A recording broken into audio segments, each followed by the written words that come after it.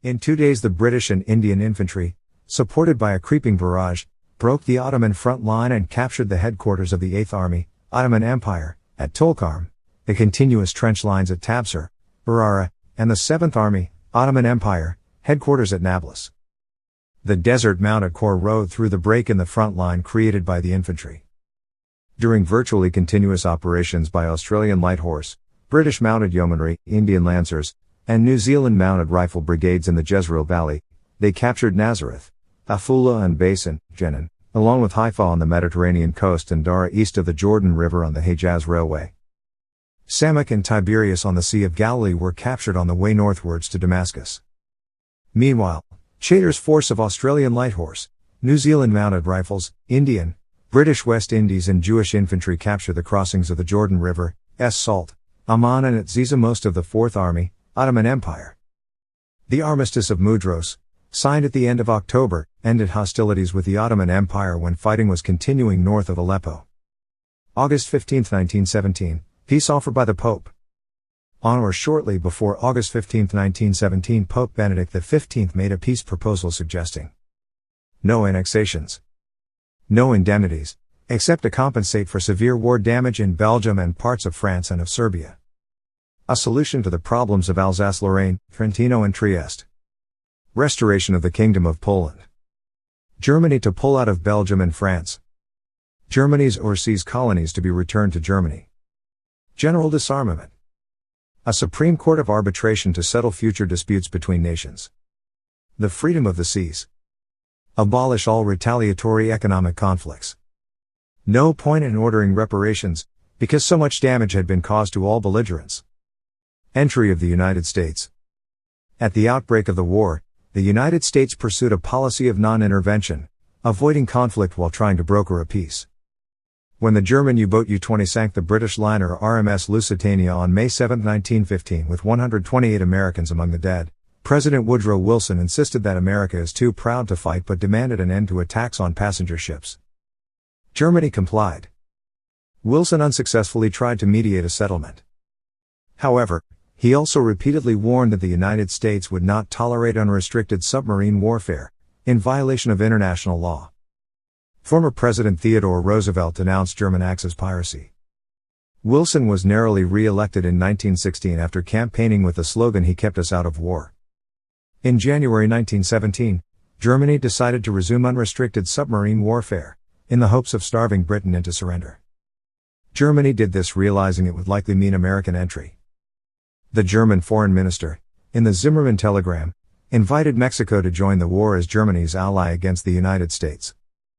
In return, the Germans would finance Mexico's war and help it recover the territories of Texas, New Mexico, and Arizona. The United Kingdom intercepted the message and presented it to the U.S. Embassy in the UK. From there it made its way to President Wilson, who released the Zimmermann note to the public, and Americans saw it as casus belli. Wilson called on anti-war elements to end all wars, by winning this one and eliminating militarism from the globe. He argued that the war was so important that the U.S. had to have a voice in the peace conference. After the sinking of 7 U.S. merchant ships by submarines and the publication of the Zimmermann telegram, Wilson called for war on Germany on April 2, 1917, which the U.S. Congress declared 4 days later. The United States was never formally a member of the Allies but became a self-styled associated power. The United States had a small army, but, after the passage of the Selective Service Act, it drafted 2.8 million men, and, by summer 1918, was sending 10,000 fresh soldiers to France every day. In 1917, the U.S. Congress granted U.S. citizenship to Puerto Ricans to allow them to be drafted to participate in World War I, as part of the Jones-Shafroth Act. German General Staff assumptions that it would be able to defeat the British and French forces before American troops reinforced them were proven incorrect.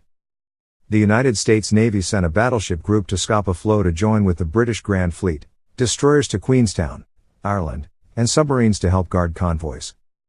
Several regiments of U.S. Marines were also dispatched to France. The British and French wanted American units used to reinforce their troops already on the battle lines and not waste scarce shipping on bringing over supplies. General John J. Pershing, American Expeditionary Forces (AEF) commander, refused to break up American units to be used as filler material. As an exception, it did allow African American combat regiments to be used in French divisions. The Harlem Hellfighters fought as part of the French 16th Division, and earned a unit croix de guerre for their actions at Château Thierry, Below Wood, and Soult. 8th Doctrine called for the use of frontal assaults, which had long since been discarded by British Empire and French commanders due to the large loss of life that resulted. German Spring Offensive of 1918. Ludendorff drew up plans, codenamed Operation Michael, for the 1918 offensive on the Western Front. The Spring Offensive sought to divide the British and French forces with a series of feints and advances. The German leadership hoped to end the war before significant U.S. forces arrived. The operation commenced on March 21, 1918 with an attack on British forces near St. Quentin. German forces achieved an unprecedented advance of 60 kilometers, 37 miles. British and French trenches were penetrated using novel infiltration tactics, also named Hutier tactics after General Oscar von Hutier, by specially trained units called stormtroopers. Previously, attacks had been characterized by long artillery bombardments and massed assaults. In the Spring Offensive of 1918, however, Ludendorff used artillery only briefly and infiltrated small groups of infantry at weak points. They attacked command and logistics areas and bypassed points of serious resistance. More heavily armed infantry then destroyed these isolated positions. This German success relied greatly on the element of surprise. The front moved to within 120 kilometers, 75 miles, of Paris.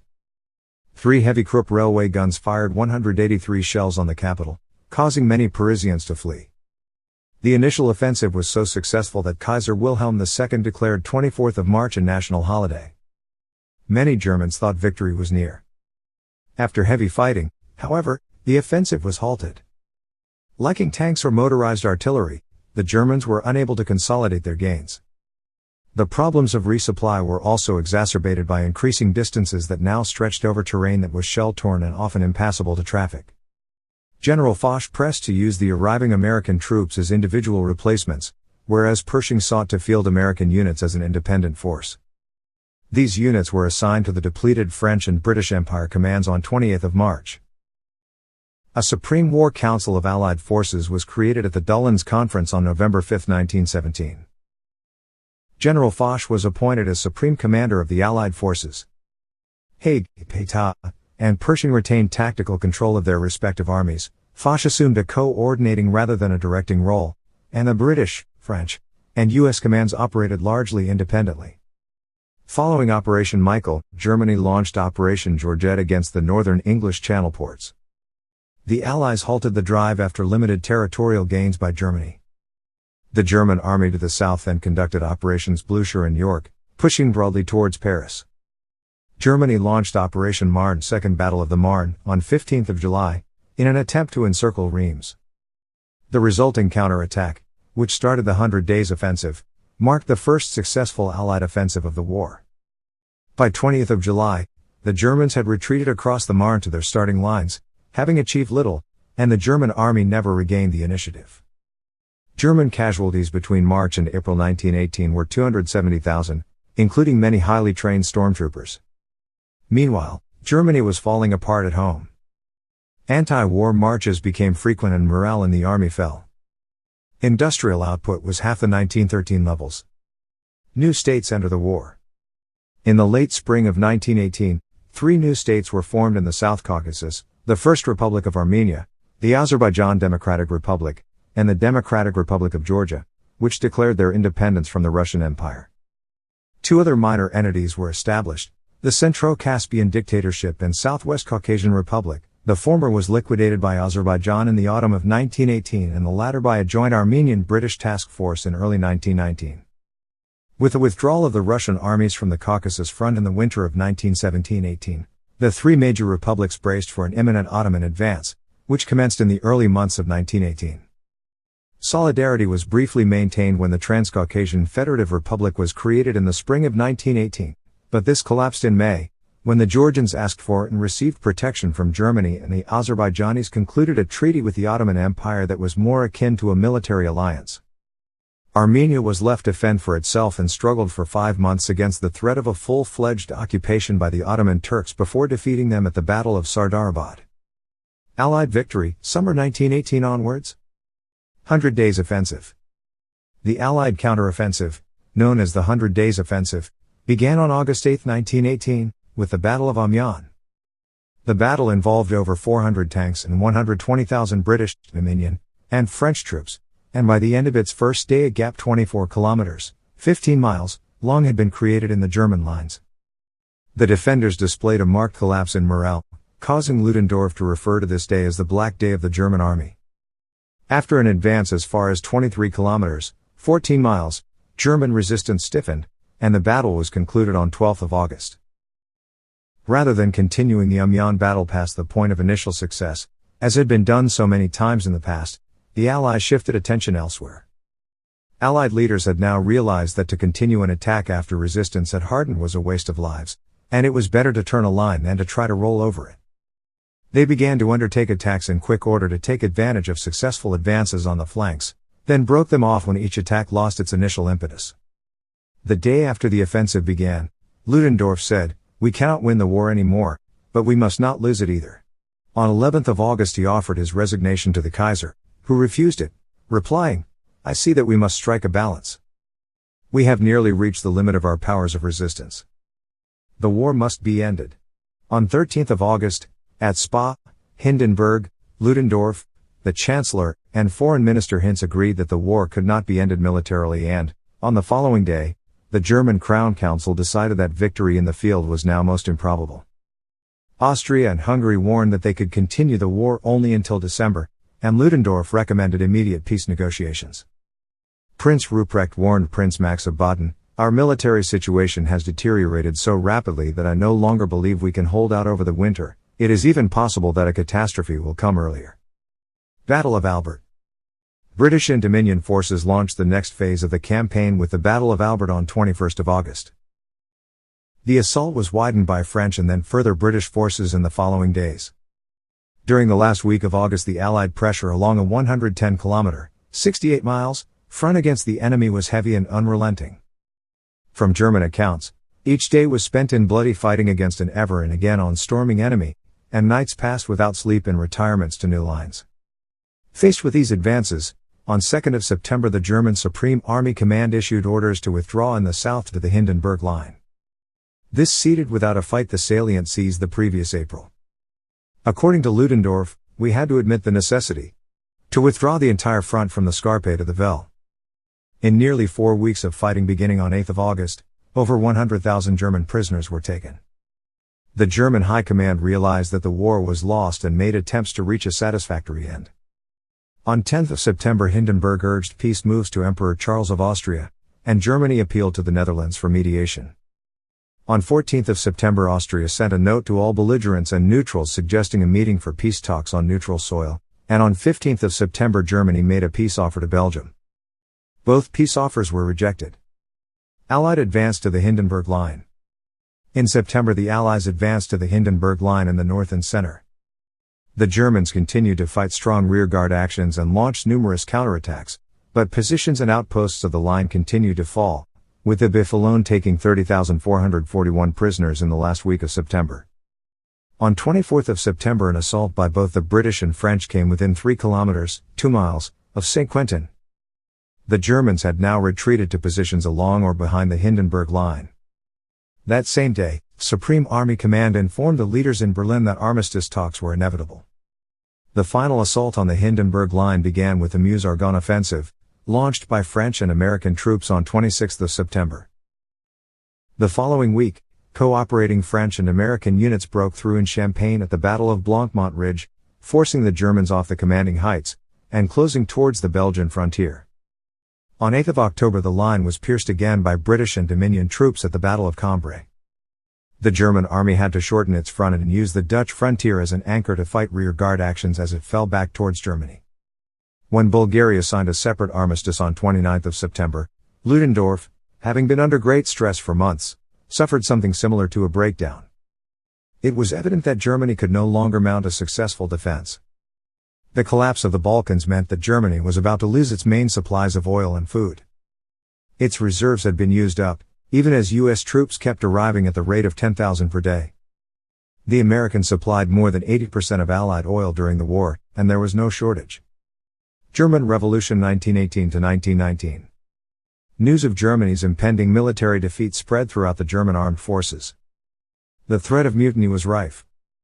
Admiral Reinhard Scheer and Ludendorff decided to launch a last attempt to restore the valor of the German Navy. In northern Germany, the German Revolution of 1918 to 1919 began at the end of October 1918. Units of the German Navy refused to set sail for a last, large-scale operation in a war they believed to be as good as lost, initiating the uprising.